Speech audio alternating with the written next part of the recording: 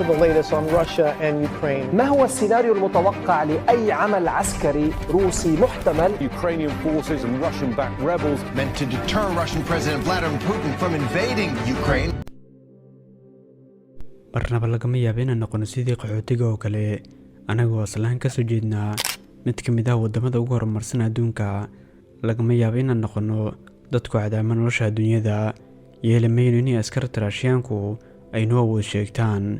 dhammaantiin waxaan isku baran doonaa furimaha dagaalka.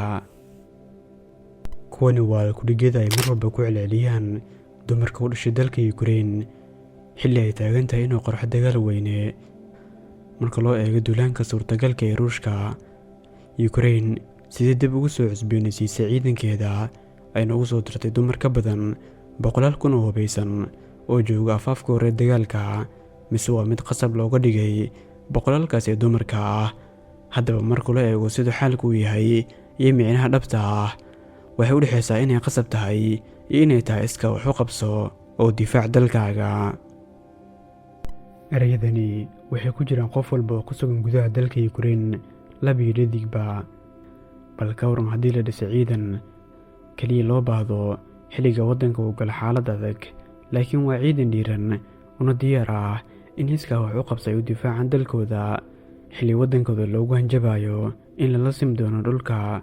waddan dhammaan dhalinyartiisa rag iyo dumar bay isku rogeen, kuwo ku labisan dharka militariga, gacmahana ku sita qoryo, qasnadahan ay u buuxaan, mar walbana diyaar u ah inay isdifaacaan iyo dalkan Ukraine taagan yahay maanta. marka loo eego safaafka hore dagaalka, cid ku jirta waxa ugu badan waa dumar. marka la isbarbar dhigo tir ahaan, waxay sidii shimbiraha u tuban yihiin afaafka hore dagaalka. kala doorashada inaad guriga iska frido laguna garaaco madaafiic iyo inaad qaadato qori ay iska difaacdo in lagu sheegto go'aanka waxaa iska leh adiga. markii uu dhammaaday sanadkii 2021, wasaaradda gaashaandhigga ee dalka Ukraine waxay ku dhawaaqday qoridda ciidan dumar ah halka da'doodu ay u dhaxaysay 20 jir ilaa 60 jir. waxa ku cusub maaha qaaradda Yurub in la qoro ciidan military oo dumar ah da'dooduna ay gaarayso 20 jir si ay u noqdaan kuwo ka dagaalama afaafka hore dagaalka. wax la yaab kale wuxuu ahaa in isla markiiba laga dhigay sharci ku jira dastuurka Ukraine. wuxuu sharcigani qeexayaa in haweeneyda 20 jirkaahi ay ka mid noqon karto ciidamada difaaca dalka Ukraine, halka 40 jirkana ay iyaguna ka mid noqon karaan ciidamada difaaca dalka Ukraine. laakiin dumarka ay da'doodu ay u dhaxayso 20 sano jirku ilaa 50 sano jirku waxay noqon karaan saraakiil buuxa, waana wax ku cusub dastuurka dalka Ukraine. waxaa iyadana hubaal ah inay jiraan waxyaabo ka reeban dumarka, waana shahaadada koowaad ee jaamacadda. marba marka ku sii xigta waxay iyadana sii kordhisay tirada dumarka isdiiwaangelinaya ee ku biiraya safafka hore dagaalka. cabsiduna waxay ka taagan tahay in dalkan Ukraine lagu waayo qof dumar ah aan ka tirsaneyn ciidamadeeda, laakiin tani waxay dhaawici kartaa heshiiska la galay dalkan Ukraine kaasoo bixinaya in hubka dhigis nuclear lagu sameeyo dalkan Ukraine laga soo bilaabo xilligii uu jiray midowga hanti-wadaaga ama Sofiyeetku. dalkan Ukraine waxa uu ku jiray xaalad degan, waxaana 4 dhinac ka jooga ciidamo si xal xabad aysan ugu dhicin gudaha dalka Ukraine. waxaa xusid mudan in ilaalintaasi ay ka mid ahayd heshiisyada la saxiixday dalkan Ukraine markii uu Ruushka ku xadgudbay daacadnimada iyo midnimada dhulka Ukraine. heshiiskii ka dhexeeyay sanadkii 2014 kuna beeganeed markii uu dhacay isku dayay gooni socodka dhinaca bari ee dalkan Ukraine. waxaa iyaduna isla markiiba bilaabatay dib u soo celinta ciidamada difaaci lahaa dhulka Ukraine oo dhan. waqtigaasina ma aysan jirin ciidan dalka ka difaaci karaa haddii uu yimaado duulaan.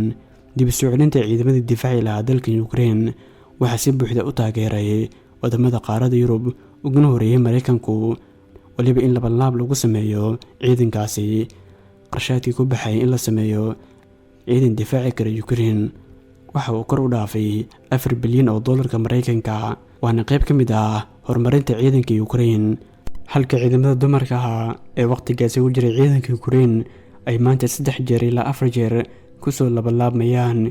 tiradooda markii la qiyaasay waxay 10.6% ka yihiin dhammaan ciidamada dalka Ukraine.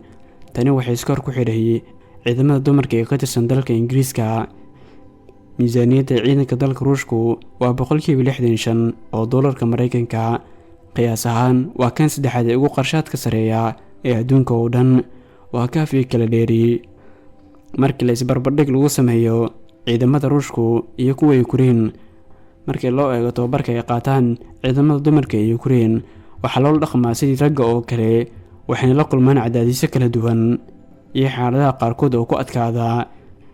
laakiin waxaa la yaab kale wuxuu yahay inay leeyihiin awood weyn oo ay isku xijin karaan, ayna ku noqon karaan mid aan ka cararin goobaha tababarka ee dagaalkaba.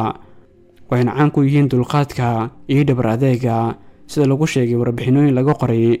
waxaana iyaduna cad in dalkan Ukraine aysan fariisan doonin dadkeedu, ayna sugi doonin in dalkeedu wax u qabto xaaladda hadda taagan si ay nabad ugu noolaadaan, balse taasi ay ka doorbideen inay iyagu gacmahooda ku ilaashtaan wadankooda iyo dhulkoodaba.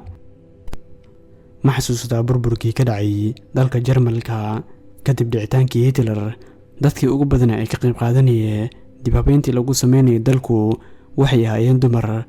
laakiin ma garan kartaa natiijada ka dhalan doonta haddii uu qarxo dagaalku?